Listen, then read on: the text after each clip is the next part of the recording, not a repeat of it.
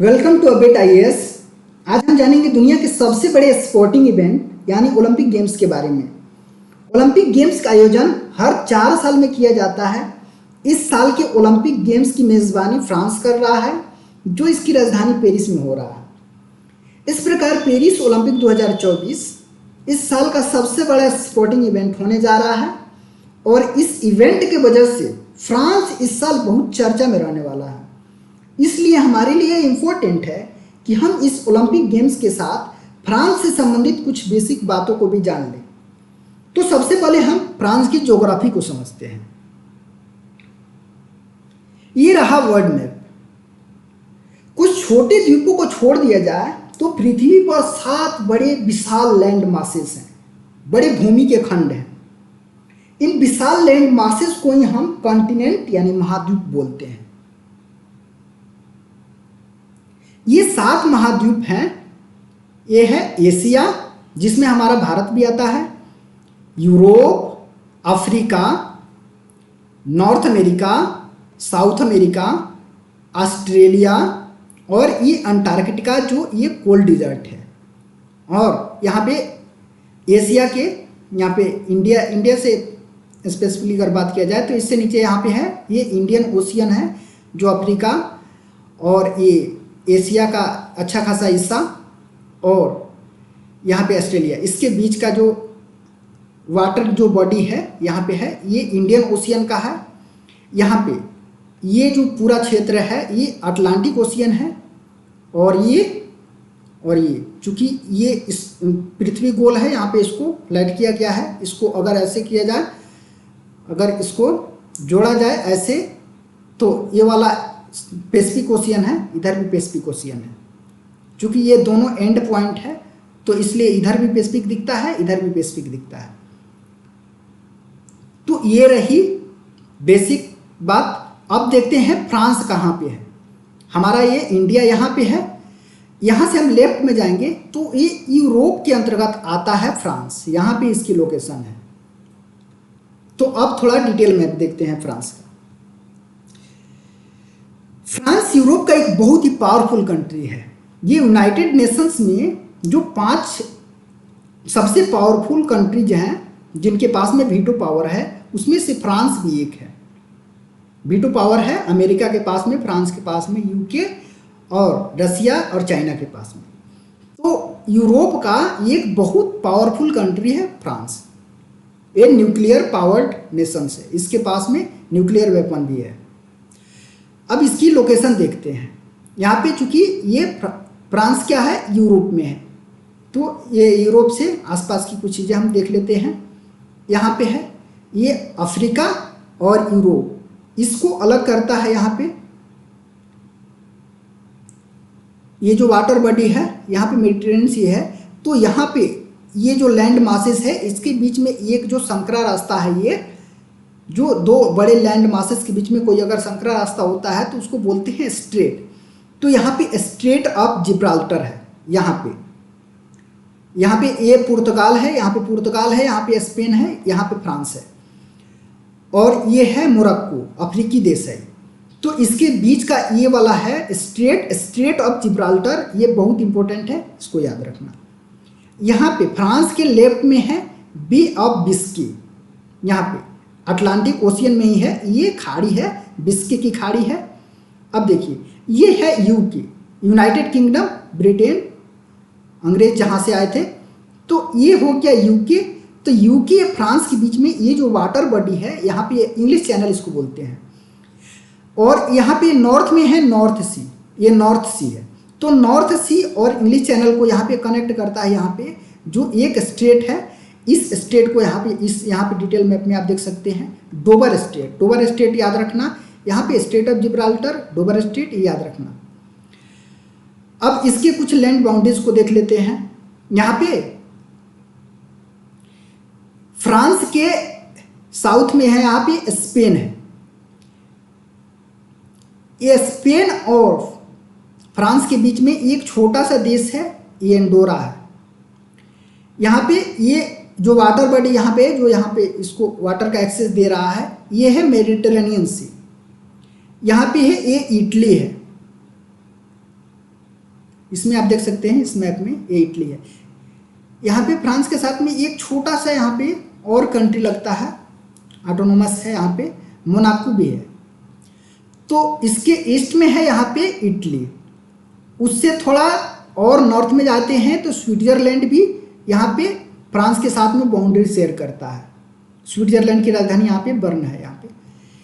यहाँ पे जर्मनी भी फ्रांस के साथ में बाउंड्री शेयर करता है। यहाँ पे देखिए ये जो बड़ा वाला जो देश दिख रहा है, यहाँ पे फ्रांस के साथ में लैंड बाउंड्री यहाँ पे शेयर करता है। यहाँ पे है लग्जमबर्ग, ये छोटा सा देश, यहाँ पे ये जो छोटा सा ये बिंदी जैसा दिख रहा है ये लग्जमबर्ग है। ये भी फ्रांस के साथ में बाउंड्री शेयर करता है। और इसके नॉर्थ में है यहाँ पे बेल्जियम, ये वाला जो देश है ये बेल्जियम है। ये बेल्जियम भी, ये जहाँ इसकी राजधानी है ब्रसल्स है, तो ये भी इसके साथ में लैंड बाउंड्री शेयर करता है। यहाँ पे ये जो 3 कंट्री हैं, बेल्जियम, नीदरलैंड और लग्जमबर्ग, इसको बेनेलक्स कंट्रीज बोलते हैं। तो ये नीदरलैंड फ्रांस के साथ में बाउंड्री शेयर नहीं करता है, बेनेलक्स का पार्ट होने के अलावा बावजूद भी। तो ये चीज़ याद रखना है, यहाँ पे बेल्जियम है, लग्जमबर्ग है, जर्मनी है, स्विट्जरलैंड है, यहाँ पे स्पेन है। ये इसके जो बड़े लैंड बाउंड्री शेयर करने वाले देश हैं। यहाँ पे मेडिटेरेनियन सी है। तो ये रही कुछ बातें इसके ज्योग्राफी से, इसके लोकेशन से संबंधित। ये फ्रांस की, यहाँ फ्रांस की राजधानी यहाँ पे जो पेरिस है, इसका लोकेशन देख सकते हैं। यहाँ पे फ्रांस और स्पेन के बीच में ये जो पर्वतमाला है, यहाँ पे पिरानीस की पर्वतमाला है, यहाँ पे ये इसको याद रखना है। यहाँ पे आल्प्स माउंटेन है, यहाँ पे ये जूरा माउंटेन है। तो इन सब बेसिक चीज़ों को याद रखना है। अब बात करेंगे पेरिस ओलंपिक 2024 के बारे में। ओलंपिक दुनिया का सबसे बड़ा स्पोर्टिंग इवेंट है, ये आपको पहले ही बताया कि दुनिया का सबसे बड़ा स्पोर्टिंग इवेंट है ये। तो इस साल का जो ओलंपिक गेम्स है ये फ्रांस की राजधानी पेरिस में हो रहा है। ये 26 जुलाई से 11 अगस्त के बीच तक होगा।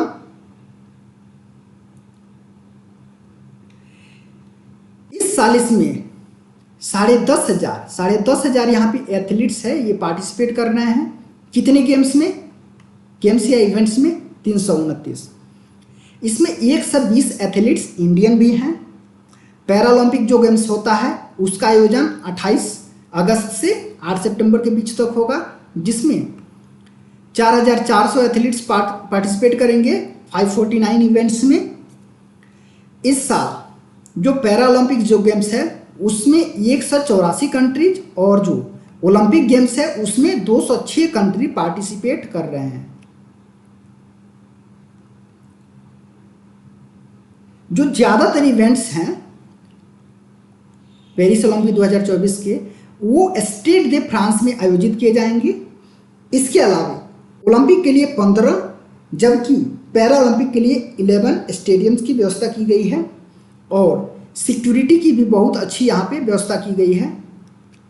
क्योंकि यहाँ पे दुनिया के जो टॉप क्लास के एथलीट्स यहाँ पे आएंगे तो उनकी सिक्योरिटी की भी अच्छी व्यवस्था यहाँ पे इंश्योर करना फ्रांस की जिम्मेदारी है। तो इसलिए यहाँ पे 20,000 सोल्जर्स हैं, 40,000 पुलिस ऑफिसर्स हैं। इसके अलावा दूसरे देश के भी 2,000 सोल्जर्स इस सिक्योरिटी का जिम्मा उठाएंगे और जो भी सिक्योरिटी के लिए यहाँ पे आएंगे उनको स्पेशल ट्रेनिंग दे करके यहाँ पे तब, जैसा कि आप सभी जानते ही होंगे कि रसिया ने यूक्रेन पर लंबे समय से मिलिट्री एग्रेशन को जारी रखे हुए है। इसी को आधार बना करके रसिया ने जो यूक्रेन पे जो अटैक किया है, जो मिलिट्री एग्रेशन किया है, उसको आधार बना करके रसिया को पेरिस ओलंपिक 2024 से यहाँ पे बाहर का रास्ता दिखा दिया गया, उसको बैन कर दिया गया है। और इसके अलावे रसिया के अलावे बेलारूस को इस आधार पे बैन किया गया है कि वह रसिया का साथ दे रहा है। तो इसका इम्प्लीकेशन क्या होगा?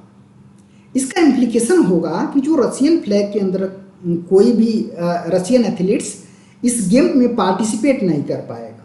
अगर कोई भी रशियन एथलीट्स इस गेम में पार्टिसिपेट करना चाहता है तो उसे एक न्यूट्रल एथलीट्स के तौर पे यहाँ पे पार्टिसिपेट करने का मौका दिया जाएगा, लेकिन वो रसिया का फ्लैग इस्तेमाल नहीं कर सकता है। अगर जीतता है तो वहाँ पे रसियन जो नेशनल एंथम होता है उसको नहीं बजाया जाएगा, रशियन फ्लैग का इस्तेमाल वो एथलीट नहीं कर पाएगा। एक न्यूट्रल स्टेटलेस एथलीट के तौर पे वो इस गेम्स में पार्टिसिपेट कर सकता है। तो इन सब बातों से दुखी होकर के रसिया ने वर्ल्ड फ्रेंडशिप गेम्स को आयोजित करने की घोषणा किया है, जो यहाँ पे इसकी राजधानी मॉस्को में और येकातेरिनबर्ग में यहाँ पे आयोजित करने का इसने घोषणा किया है कि सितंबर में ये मॉस्को में और येकातेरिनबर्ग में वर्ल्ड फ्रेंडशिप गेम्स का आयोजन करेगा इसके काउंटर में।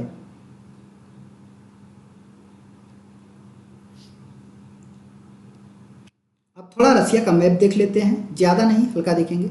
यहाँ पे देखिए ये रसिया है, यहाँ पे जो बेलारूस है, बेलारूस को भी बाहर किया गया है। तो यहाँ पे देखिए ये है बेलारूस, ये है बेलारूस, बेलारूस इसकी बाउंड्री लगती है यहाँ पे। ये एस्टोनिया है, लातविया है, लिथुआनिया है, यहाँ पे ये बाल्टिक नेशंस हैं, ये बाल्टिक सी है। तो इनका ये पड़ोसी है बेलारूस, यहाँ पे बेलारूस का इसका पड़ोसी है यूक्रेन। तो बेलारूस पे ये आरोप है कि जो रसिया ने यूक्रेन पे, यहाँ के इसके पूर्वी हिस्सों पे जो अटैक किया है, तो उसमें बेलारूस रसिया को सपोर्ट कर रहा है। इस आधार पे, महज इस आधार पे उसको, बेलारूस को भी अटैक तो रसिया ने किया है, तो अगर रसिया को आप बैन कर रहे हैं, उसको आप जायज़ ठहरा भी सकते, लेकिन बेलारूस को इस आधार पे उसको बैन किया गया है कि इसने रसिया को सपोर्ट किया है। ये रसिया की राजधानी यहाँ पे मॉस्को है, और यहाँ पे देख सकते हैं ये ब्लैक सी यहाँ पे है, यहाँ पे ब्लैक सी है, और यहाँ पे ज़्यादा कुछ देखने की ज़रूरत नहीं है। ये जो ऊपर वाला हिस्सा है इसको साइबेरियन रीजन बोलते हैं। यहाँ पे बहुत ठंडा यहाँ पे क्लाइमेट देखने को मिलता है, और ज़्यादा यहाँ पे ईस्ट में थोड़ा देख लेते हैं। यहाँ पे ये है ना, ये कुरिल आइलैंड्स, चूँकि यहाँ पे गर्म धारा और ठंडा, गर्म जलधारा और ठंडी जलधारा यहाँ पे आके मिलता है ना, तो यहाँ पे मछली का जो प्रोडक्शन होता है बहुत अच्छे टॉप नॉच का होता है।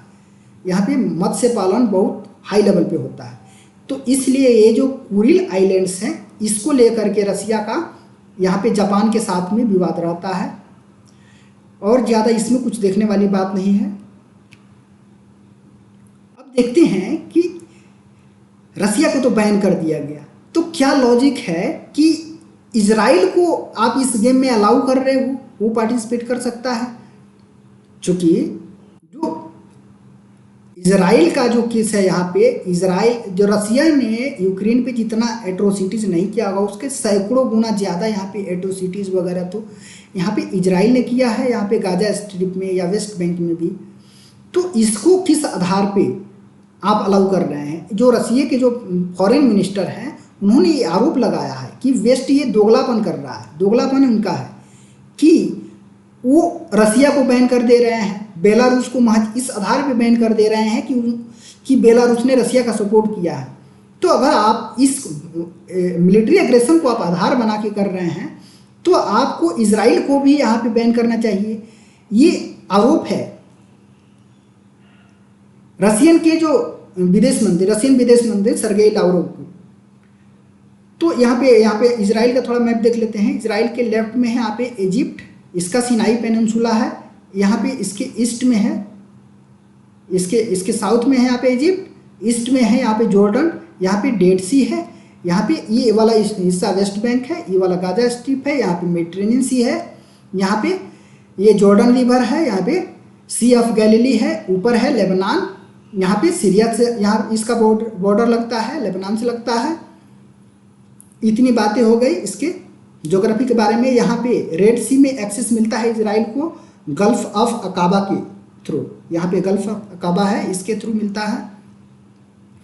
तो इस आधार पे कि इजराइल जो वेस्ट के जितने कंट्रीज हैं, यूरोप है, अमेरिका है, उसका दोस्त है, इसलिए उसको अलाउ किया गया है, और रसिया से उसकी दुश्मनी है, इसलिए उसको अलाउ नहीं किया गया है।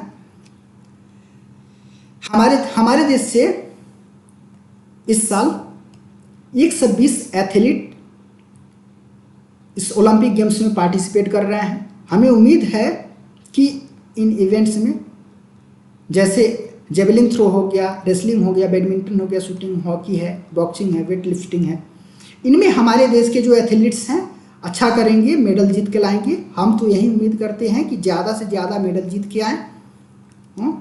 कुछ प्रोमिनेंट प्लेयर्स हैं जिन पे हम लोग की नज़र है कि उनसे उम्मीदें हैं कि वो मेडल लेके आएंगे। आज का सेशन यहीं तक, यहाँ तक बने रहने के लिए धन्यवाद।